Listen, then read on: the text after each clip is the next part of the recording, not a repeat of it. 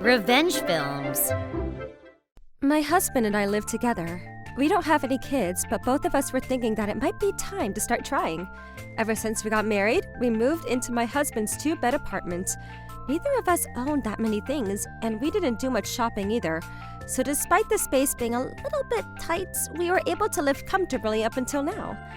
But the more we thought about the future and the idea of having kids, we both agreed that it wasn't enough space, and we started playing with the idea of building a house. From there, we both started buying and reading books about building a house, and we hired an architect to begin the construction of our dream home. The finished product was a wonderful house built exactly the way we both wanted. Oh, it was perfect. We decided to wait to purchase any furniture until we could see the finished interior of the house. Before we could even get to that, though, one day, a college student rammed his car straight into our brand new dream home! It unfortunately caused massive damage to the foundation of the house, along with breaking some crucial pillars. And we were devastated to receive the news that they would have to destroy and rebuild the entire home. The house was so close to being complete at this stage, with only one area needing electricity, and a few finishing touches to the interior left. My husband and I were both so excited, and in our honeymoon phase, of getting ready to move into our dream home. We were both stunned, to a loss of words at this nightmare. On top of that, the culprits hadn't signed up for a voluntary insurance, and the cost of damages was estimated to be $240,000. However, it seemed like he was trying to get out of paying any of it by claiming personal bankruptcy, because he was already in his 3rd year of college and no longer a minor. We couldn't sue his parents, instead to pay on his behalf. We went to a lawyer for advice, but she told us that even if we tried to fight him on it, if he is already trying to get out of it by claiming personal bankruptcy, then it was more likely than not that he would be able to get away with it. Our dream home that we had finally gotten into our hands was destroyed in an instant. And to make matters worse, the culprit was trying to get out of paying for any damages by claiming personal bankruptcy. We didn't think this nightmare could get any worse. Since he is a young college student and would probably be looking for a job soon, our lawyer told us once he finds a job, it might be possible to collect money off of his salary in the future. The reason for this accident was a genuine slip. It wasn't anything like drunk driving. The police said that there was a possibility that he was speeding, but there is no way to prove that at this point. We felt lost. However, for some reason, the young college student refused to speak about his parents. My husband had insisted to contact the parents and explain what happened, considering the guy's status as a student, but we were ignored. Not only were we ignored, he continued to repeat that he is a college student and no longer a minor, and therefore the responsibility only falls on him, and that his parents don't need to get involved. He completely objected to any attempts for us to get his parents on board. On our side, we tried to contact him directly to try to have a civil conversation, and we even tried writing him a letter, but to no avail. After the accident, since we couldn't get a hold of him at all, on my husband's day off, we even tried to go to his address, but of course, nobody answered. Since it was an apartment with gated doors, we couldn't confirm if he was faking it or not. It was obvious that he was running away from us. These days, it's hard to get personal information about someone, but we tried going to his university to explain that one of their students had caused such an accident, and we gave details about the current situation we were stuck in. When we said that if this continues, we would be going to court, they finally gave us his parents' contact information. And of course, we were finally able to get in touch with his parents. As expected, the college student hadn't said a word about the accident to his parents. His mother gave me her Messenger account, and I proceeded to send her the photos of the accident and the aftermath, as we talked to her about the cost of damages. I even told her how many attempts we tried to make contact with her son, and how much we had tried to have a conversation about the situation, but that he was continuing to avoid us and run away from taking any responsibility. Both of the parents apologized profusely to me. The moment we heard their response, my husband and I finally felt like we were taking a step forward, and we were happy. The parents promised us that they would speak to their son and that they would be in touch with us again later. Given their son's behavior up until now, we were worried whether they would actually contact us or not, but the parents were very responsible people, and we received a phone call from the same day earlier than we expected. They agreed to speak with us and with their son to discuss next steps altogether. There are not enough words to express how sorry we feel for the trouble that our son has caused. The moment they arrived, both parents deeply bowed to us and continued to apologize on behalf of their son. My husband and I got straight to business. The exact cost of damages isn't confirmed just yet, but the amount for compensation is likely going to be closer to $300,000. Broken down further, currently the damages of the house are around $240,000, the necessary destruction and reconstruction of the foundation around $10,000 to $20,000, and other costs, including our current rent, parking, space, and legal fees, is why we're estimating around $300,000. That was when their son finally opened his mouth. What the hell? There's obviously no way that I could pay that kind of ridiculous amount. He muttered. This dried up my last ounce of patience that I had, and I asked him, "Were you planning on paying anything at all? You've completely ruined our brand new house, and yet, after that, we haven't been able to try to contact you at all.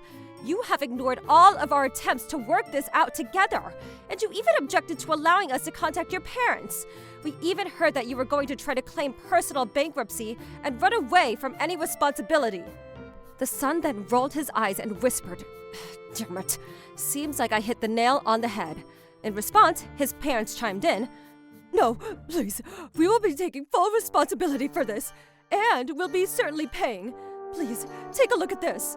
In her hand, she handed across a passbook with periodic deposits. "In this passbook, you will see 2 periodic deposits of $50,000 and an additional $100,000, already in the passbook that we had been planning and saving to give to my son after he graduates college. This is the money that we were going to give to our son in full as a congratulations for when he graduated college. For now, we would like to offer this $200,000 up front, and the remaining $100,000 will have to be paid in installments by our son. But please, we promise that we will make him pay for it." Huh? What the hell? Stop messing around! Why should I have to give them my money? And plus, that's my money, isn't it? I'm not just gonna let you give them my money without my permission! As soon as he said that, we saw his father's fist make contact with his son's cheek, and the college student went flying right across our faces. You brat! That's enough! We've all had enough! How much more do you plan on embarrassing us and bringing our family shame? Don't you know that a home is full of people's hopes and dreams? You managed to destroy all that, and then try to run away and avoid all responsibility by claiming personal bankruptcy. You better cut it out with all these games already and grow up! My husband and I were stunned once again. Anne sat there with her jaws on the floor right next to the college student. You are a shame to the entire family, and you are no longer my son. One thing I will guarantee is that you will absolutely pay these people back for the damages that you caused. Of course, you are also getting kicked out of that comfortable apartment you're living in that we're paying for, because you are no longer my son. Wait a minute, Dad, come on! You're just joking, right? If I give back the apartment, how am I supposed to live? Where am I supposed to sleep? How am I supposed to survive? You've got some nerve saying that. You destroyed someone's house, a brand new, freshly built home at that, and didn't say a word to us about it. You probably didn't say anything because you knew exactly what was coming. You worthless piece of crap that only thinks about himself. How disgraceful! His father's words pierced right through even my husband and me, and we didn't know what to say. We had assumed that the student hadn't told his parents because he was afraid of getting in trouble with them, and that was also why he was avoiding us so desperately when in reality, he knew that he was going to get all this money as soon as he graduated college. And because he didn't want to hand over that money to us, he didn't want us to get in touch with his parents either. He wouldn't have to pay back any loans either if he just claimed personal bankruptcy. All he had to do was receive the money from his parents after that. How clever. What a terrible, terrible kid. Just like his father said, he truly is a disgrace. For what it was worth, the father also told us that there was an insurance policy from the college for their son, and since there was a possibility that we might be able to get something out of that, he said we should include it in the settlement that we would be receiving from him. We were truly grateful, especially given how terrible this student was, that his parents were so understanding. Up until then, the accident had dropped us into the depths of desperation, and we weren't seeing any way out. But now we finally felt like we could see the light towards a brighter future ahead of us. After all this, the student managed to escape being expelled from the college. That is to say that he was originally going to be expelled immediately, but my husband and I realized that in order for him to be able to pay back the full amount of compensation, he would need to graduate college and be able to get a job. And so, we were actually the ones that stopped him from getting expelled.